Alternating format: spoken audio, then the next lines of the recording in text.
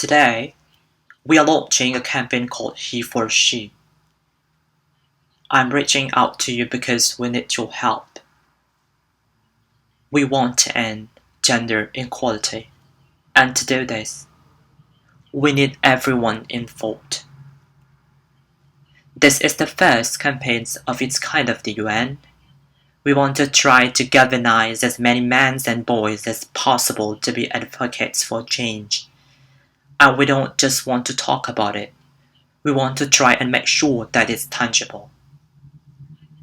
I was appointed as Goodwill Ambassador for UN Women 6 months ago, and the more I've spoken about feminism, the more I have realized that fighting for women's rights has too often become synonymous with man-hating. If there is one thing I know for certain, it is that this has to stop. For the record, feminism, by definition, is the belief that men and women should have equal rights and opportunities.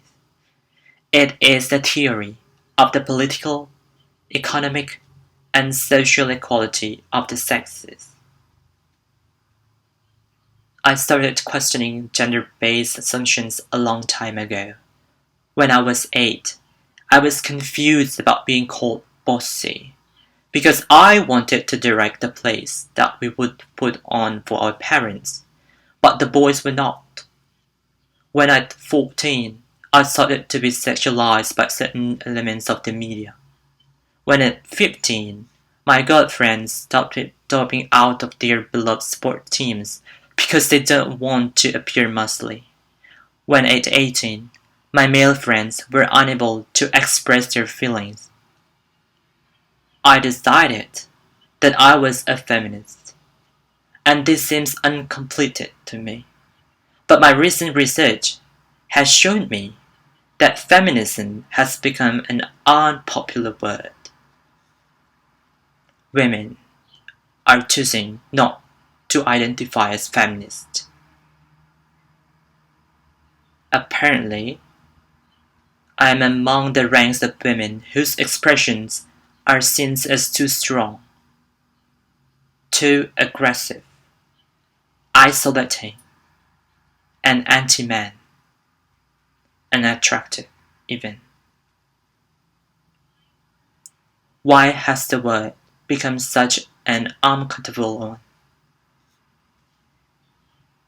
I'm from Britain, and I think it is right that I'm paid the same as my male counterpart. I think it is right that I should be able to make decisions about my own body. I think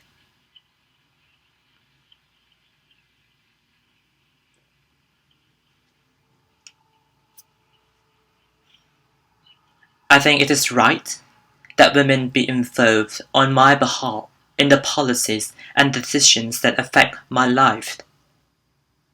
I think it is right that socially I'm afforded the same respect as men.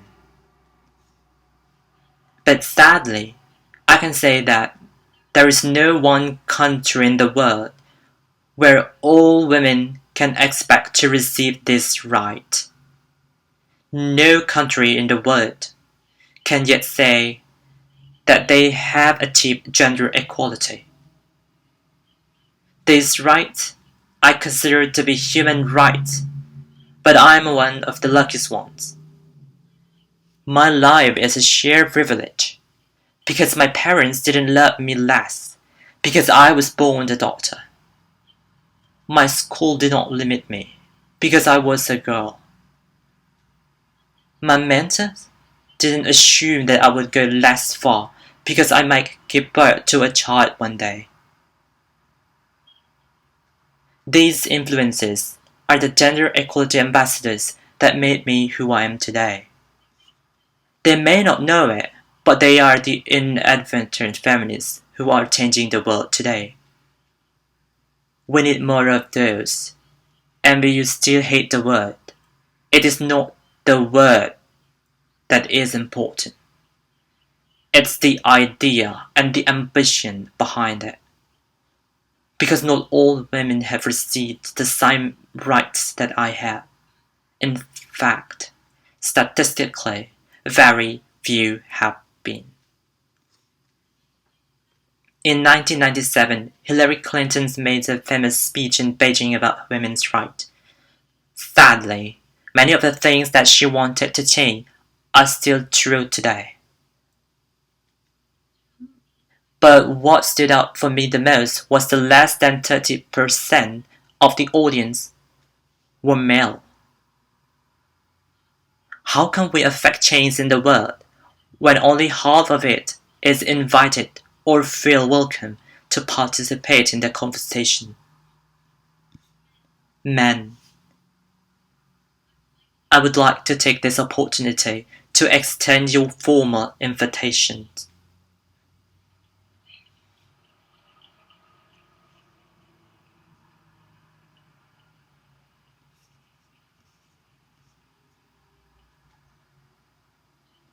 Gender equality is your issue too. Because to date, I've seen my father's role as a parent being valued less by society despite my needing his presence as a child as much as my mother's. I've seen young men suffering from mental illness, unable to ask for help, for fear it will make them less of a man. In fact, in the UK, suicide is the biggest killer of men between 20 to 49, eclipsing road accidents, cancer, and coronary heart disease. I've seen men made fragile and insecure by this altered sense of what constitutes male success. Men don't have the benefits of equality either. We don't want to talk more men being imprisoned by gender stereotypes, but I can see that they are. When they are free, things will change for women as a natural consequence. If men don't have to be aggressive in order to be accepted, women won't be compelled to be submissive. If men don't have to control, women have to be controlled.